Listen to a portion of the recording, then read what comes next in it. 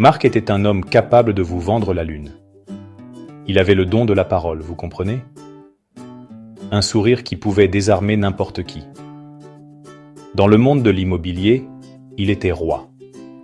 Il ne vendait pas seulement des maisons. Il vendait des rêves, de belles promesses emballées dans du papier glacé. Mais derrière cette charmante façade, Marc avait un cœur de pierre. Son talent était son arme, et il l'utilisait sans la moindre hésitation. Il ciblait les personnes les plus faciles à convaincre, celles dont la solitude ou l'âge les rendait vulnérables. Il cherchait les fissures dans leur vie, les petits signes de faiblesse, et c'est là qu'il frappait, toujours avec ce sourire rassurant sur son visage. Il croyait sincèrement qu'il était plus intelligent que tout le monde, intouchable dans son monde d'argent facile et d'affaires rapides. Sa méthode était toujours la même, simple, mais terriblement efficace. Il trouvait des personnes seules, souvent des personnes âgées, qui avaient vécu dans leur maison pendant des décennies. Il arrivait comme un sauveur, un ami serviable. Il écoutait leurs histoires, partageait un café et tissait un lien de confiance. Il parlait de confort moderne, de vie plus simple, sans le fardeau d'une grande et vieille maison. Il les faisait se sentir comprises et prises en charge. Mais chaque mot était calculé, chaque geste faisait partie de son plan. C'était un chasseur, patient et méthodique, attendant le moment parfait pour présenter une offre dérisoire, déguisée en une opportunité généreuse, unique dans une vie. Pour Marc, les sentiments n'étaient qu'un outil, et l'histoire de vie d'une personne n'était qu'un détail de plus dans un argumentaire de vente. Il a bâti sa fortune sur ses promesses brisées. Chaque signature sur un contrat était une brique de plus dans sa luxueuse villa, une autre voiture de luxe dans son garage. Sa femme, Hélène, était fière de son succès. Elle voyait les beaux vêtements, les vacances coûteuses, la vie parfaite qu'il lui offrait. Elle ne demandait jamais d'où venait l'argent, ou peut-être préférait-elle ne pas savoir. Marc était un bon pourvoyeur, un homme qui réussissait. C'était suffisant. Il rentrait chez lui le soir, laissant derrière lui les yeux tristes et le désespoir silencieux des gens qu'il venait de tromper. Il dormait paisiblement, convaincu que les affaires étaient dans les affaires, et qu'il jouait simplement mieux que quiconque. Il ne ressentait aucune culpabilité, seulement le frisson de la victoire. Ses collègues du monde de l'immobilier chuchotaient parfois sur ses méthodes. Ils l'appelaient le requin. Ils voyaient la rapidité de ses ventes et la façon dont il semblait toujours trouver les affaires les plus lucratives avec le moins d'efforts. Mais dans un monde où l'argent parle, ses résultats réduisaient au silence la plupart des critiques. Marc ne se souciait pas de ce qu'il pensait de toute façon. Il était au sommet du monde, maître de son propre destin. Il croyait avoir bâti son empire tout seul, par pure intelligence et ambition. Il n'a jamais considéré que les fondations de sa vie parfaite étaient bâties sur le malheur des autres. Une base fragile qui pouvait s'effondrer à tout moment. Il était convaincu que le karma n'était qu'une histoire pour les faibles. Un jour, Marc trouva sa cible parfaite, Madame Dubois. C'était une veuve d'une 80aine d'années, une femme douce aux yeux bienveillants et au cœur rempli de souvenirs. Elle vivait seule dans une belle vieille maison, celle que son mari avait construite de ses propres mains. La maison était tout son monde. Elle était remplie de photos de ses enfants, de ses petits-enfants et de l'amour de sa vie. Le jardin, qu'elle entretenait toujours avec soin, était sa fierté et sa joie. Elle était un peu seule, un peu fatiguée, et elle s'inquiétait pour l'avenir. Marc vit tout cela lors de leur toute première rencontre. Il sut immédiatement que c'était elle. Il ne vit pas une personne, mais une opportunité en or, un chef-d'œuvre final pour sa collection de victoires trompeuses. il commença sa danse lente et patiente de manipulation. Il lui rendait souvent visite, apportant des croissants le dimanche matin. Il l'écoutait parler pendant des heures de son défunt mari du bon vieux temps. Il l'aidait même avec de petites réparations dans la maison, réparant un robinet qui fuyait ou une porte qui grinçait. Il devint le fils qu'elle aurait aimé avoir près d'elle. Il lui parla doucement d'une merveilleuse maison de retraite, un endroit appelé les Mimosas. Il la décrivit comme un paradis pour les seniors, avec des activités, des amis et des infirmières disponibles jour et nuit. « Vous méritez d'être choyée, Madame Dubois, » lui disait-il. « Laissez quelqu'un d'autre s'inquiéter pour une fois. » Il peignit le tableau d'une vie insouciante, effaçant l'image de sa maison bien-aimée de son esprit, pièce par pièce. Le coup de grâce arriva un après-midi pluvieux. Marc arriva avec une pile de papier. Il expliqua tout dans un flot de termes compliqués, de nécessités administratives, d'avantages fiscaux, de valeurs marchandes. Il la pressa, disant que l'offre de la maison de retraite était limitée dans le temps. Madame Dubois se sentit confuse, dépassée. Mais elle lui faisait confiance. C'était son ami, n'est-ce pas? Il avait été si gentil. Alors, d'une main tremblante, elle signa tout ce qu'il lui présentait. Elle céda sa maison, son sanctuaire, pour une fraction de sa véritable valeur. Elle ne réalisa pas qu'elle signait aussi le dernier morceau de son indépendance, le dernier lien avec son passé heureux. Les conséquences furent brutales et rapides. Les camions de déménagement arrivèrent à peine une semaine plus tard. Alors que ses meubles familiers étaient emportés, Madame Dubois comprit enfin. Elle était envoyée aux Mimosas, un endroit qu'elle n'avait même jamais vu. Ce n'était pas le paradis que Marc avait décrit. C'était une installation stérile, impersonnelle, un endroit où les personnes âgées attendaient la fin. Le jour où elle quitta sa maison, elle se tint sur le trottoir et regarda un panneau « Vendu » être planté sur sa pelouse. Le panneau portait le visage souriant de Marc. À ce moment-là, son cœur se brisa.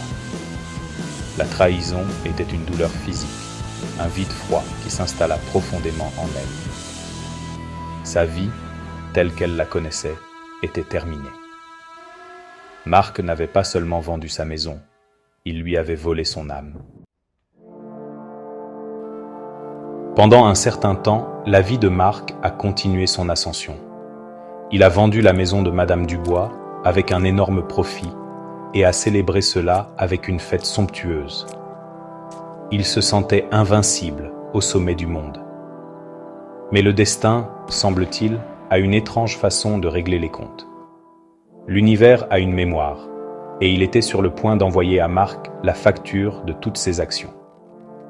La première faille dans son monde parfait est apparue un soir tragique. Son fils, Léo, sa fierté et sa joie, a eu un terrible accident de voiture. L'appel de l'hôpital a brisé son monde. Léo a survécu, mais il était gravement blessé, faisant face à un long et douloureux chemin vers la guérison, un avenir à jamais changé. Le rire insouciant qui remplissait autrefois leur maison a été remplacé par un silence lourd et oppressant. L'accident n'était que le début de sa chute. Les frais médicaux étaient astronomiques. Au même moment, le marché immobilier, qui avait été son terrain de jeu, s'est soudainement effondré. L'argent facile s'est tari. Marc, qui avait toujours pris d'énormes risques, s'est retrouvé surendetté et profondément endetté. Les banques ont commencé à appeler. Le luxe sur lequel il avait bâti son identité a commencé à disparaître, pièce par pièce. Les voitures de luxe ont été saisies. La villa, autrefois symbole de son succès, a été mise en vente. Il perdait tout ce pour quoi il avait travaillé, ou plutôt, tout ce qu'il avait pris aux autres. Le stress était immense, et Marc est devenu l'ombre de lui-même, un homme en colère et désespéré. Hélène, sa femme, avait épousé un gagnant. Elle avait aimé l'homme à succès, confiant, qui pouvait lui donner tout ce qu'elle voulait. Mais elle ne savait pas comment aimer cet homme brisé, cet échec.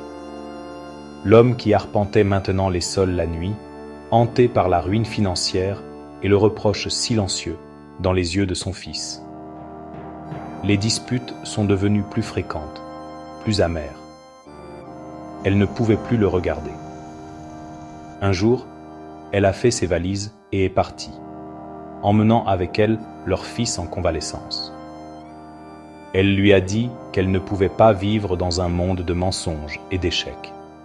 Sa famille, la raison même pour laquelle il prétendait avoir bâti son empire, était partie.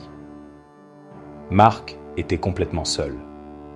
Il a perdu sa licence immobilière, sa réputation maintenant en lambeaux. Les chuchotements sur ses méthodes s'étaient transformés en accusations bruyantes. Personne ne voulait plus travailler avec le requin, surtout un requin qui saignait. Il n'avait plus rien. La fortune qu'il avait amassée grâce à la tristesse des autres s'était évanouie comme de la fumée. Il a été contraint de vendre ses dernières possessions juste pour survivre. Il avait touché le fond, un endroit qu'il n'aurait jamais pensé voir. Il avait autrefois été le maître du jeu, le marionnettiste tirant toutes les ficelles. Maintenant, il n'était qu'une marionnette dont les ficelles avaient été coupées, laissées en tas sur le sol. Sans argent, sans famille et sans domicile, Marc était désespéré. Il fut contraint de se tourner vers les services sociaux, le système même qu'il avait toujours méprisé. Il dut ravaler sa fierté, une pilule amère pour un homme qui en avait eu tant. Il avait besoin d'un endroit où vivre, n'importe quel endroit. L'assistante sociale consulta ses dossiers, son visage un masque de neutralité professionnelle. Elle lui trouva une place. Il y avait une ouverture dans un établissement de retraite, un endroit modeste pour les personnes aux moyens limités. Le nom de l'établissement était écrit sur le papier qu'elle lui tendit. Alors que Marc lisait les mots, une froide terreur l'envahit, un sentiment d'incrédulité si fort qu'il en eut le vertige. Le nom de l'endroit était les Mimosas. C'était le même établissement où il avait envoyé Madame Dubois. L'ironie était si cruelle, si parfaite, qu'elle en était presque poétique. Il était envoyé vivre dans le même monde de désespoir silencieux qu'il avait conçu pour sa victime. Il marcherait dans les mêmes couloirs stériles, mangerait dans la même triste salle à manger et dormirait dans une petite chambre impersonnelle. Il avait vendu cet endroit comme un paradis, une retraite 5 étoiles pour les personnes âgées. Maintenant, il était sur le point de vivre la réalité de ses propres mensonges. C'était comme si le destin lui-même avait orchestré cet acte final, un chef-d'œuvre de justice cosmique auquel il était impossible d'échapper. Son arrivée aux Mimosas fut l'humiliation ultime. Il était maintenant l'un d'entre eux, les oubliés, les âmes solitaires qu'il avait autrefois exploitées. Il vit les regards vides, les pas lents et traînants, la profonde tristesse qui planait dans l'air. Il aperçut Madame Dubois. Elle était assise dans un fauteuil roulant près d'une fenêtre, regardant dans le vide. Elle ne le reconnut pas tout de suite. Il n'était plus le vendeur charmant et bien habillé. Il n'était qu'un autre vieil homme brisé. Mais lorsque leurs yeux se croisèrent, une lueur de reconnaissance, suivie d'une douleur profonde et silencieuse, traversa son visage. Elle détourna simplement la tête, n'offrant ni pardon ni colère, seulement le poids écrasant de son jugement silencieux. Marc vécut ses derniers jours dans cet endroit, entouré des fantômes de son passé. Il était seul, consumé par la culpabilité et le regret. Chaque coin des Mimosas était un rappel de sa cruauté. Chaque visage triste, un reflet des vies qu'il avait ruinées pour son propre gain égoïste. Il comprit enfin la douleur qu'il avait infligée, car maintenant, c'était la sienne. L'histoire de Marc est simple, finalement. c'est un rappel que la vie a une façon d'équilibrer les comptes. Ce que nous faisons aux autres, le bien et le mal, nous revient finalement. C'est une leçon sur le karma, une force silencieuse et patiente qui garantit qu'aucune dette ne reste impayée. Marc, le vendeur de rêves brisés, était finalement devenu un résident du cauchemar qu'il avait lui-même construit.